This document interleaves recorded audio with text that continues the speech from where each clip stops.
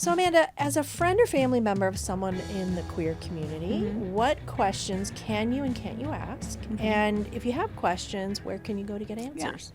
Well, let's start with the word queer, because that's a question that I get a lot, right? Isn't it a bad word? Right. You know, isn't that a slur? I remember in middle school, it's what people called you Yeah. if they just thought you were dumb. Yeah. And like with a lot of words, there's a tone and a place that you can say it. So you could still, I mean, our son, who's like 6'4" straight white dude, was like driving in my Subaru, and someone called him a queer.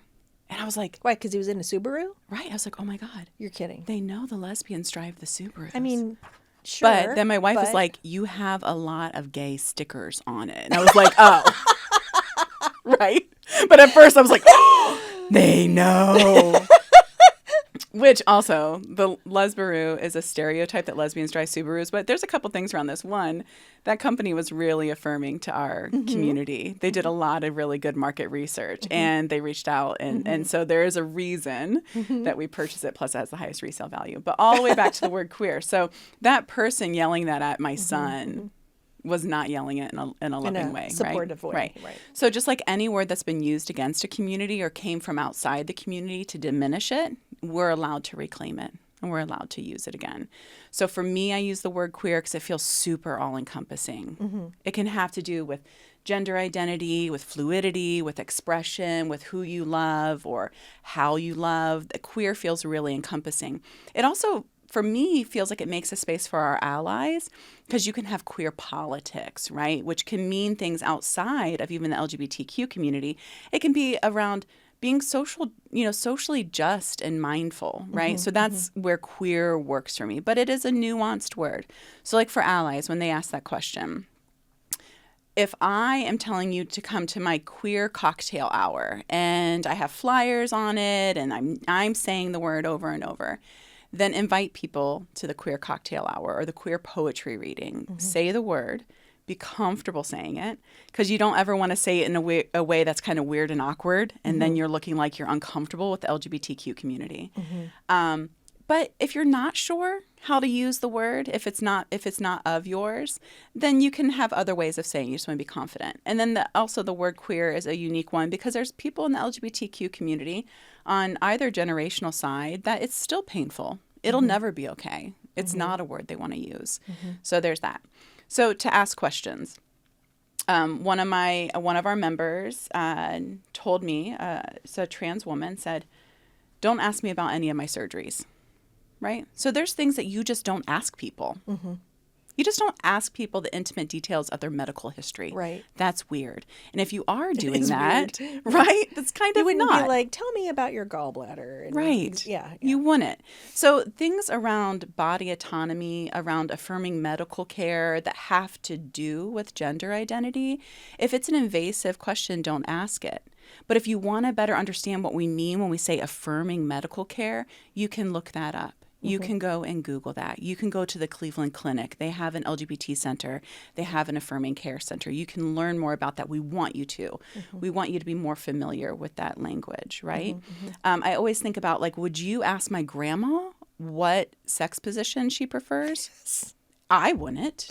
I die inside every time I pretend to ask this question.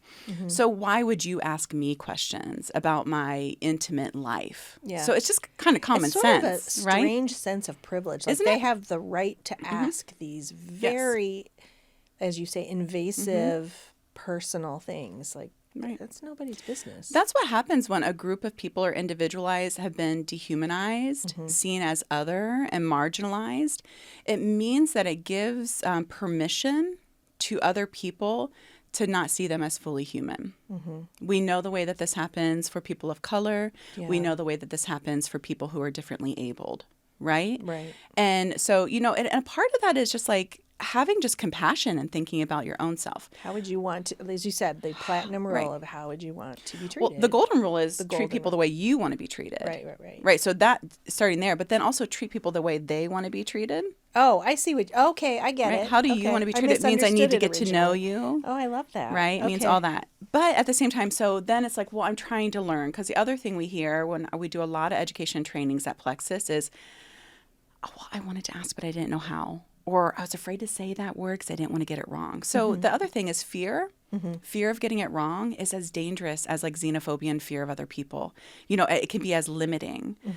So it is important to be curious. So I also think that it's about like people. So like in scenarios where you're told that you said something that was hurtful, that was wrong, that made somebody uncomfortable. First of all, like we were talking about earlier, I'm going to check my intentions at the door. It's not important for me to say I didn't mean it like that. It's important for me to say, oh, I'm really sorry that I did that And wrong. then do the work. And then do the work. Yeah. Now, depending on how you know the person, you could ask, if you know them really well, you could say, hey, could you talk to me more about that? Right? If it's a colleague, and again, depending on power dynamics and how well you know people and all those different things, you know, it might be that a day later there's an email. You know, I've been thinking a lot about our interaction or what you told me, and I really want to work on it. So if you have anything you want me to read or learn or watch, I'm open to it. I think that can be a little bit better than like, will you talk more to me about it? Yeah. And Again, putting that extra burden on someone. Yeah. right. And it's not saying, can you tell me more things I should read? It's similar, but it's saying, if you have anything, I'm going to do the work. I'm going to figure it out.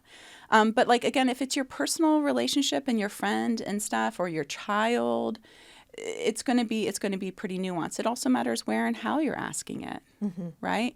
We were just talking about this in another training I was in with AJ. And so say someone tells you that their pronouns are they, them, and you don't get it. You don't understand it. Or they use a neo pronoun like zazir, za, which is a neutral pronoun. You can ask that person, but if you're like in a big conference room with the CEO or a client and something, or it's going to derail the whole conversation, probably not the time. I mean, in general, it's not cool to put people on the spot. Don't put people on the spot. Like, come on.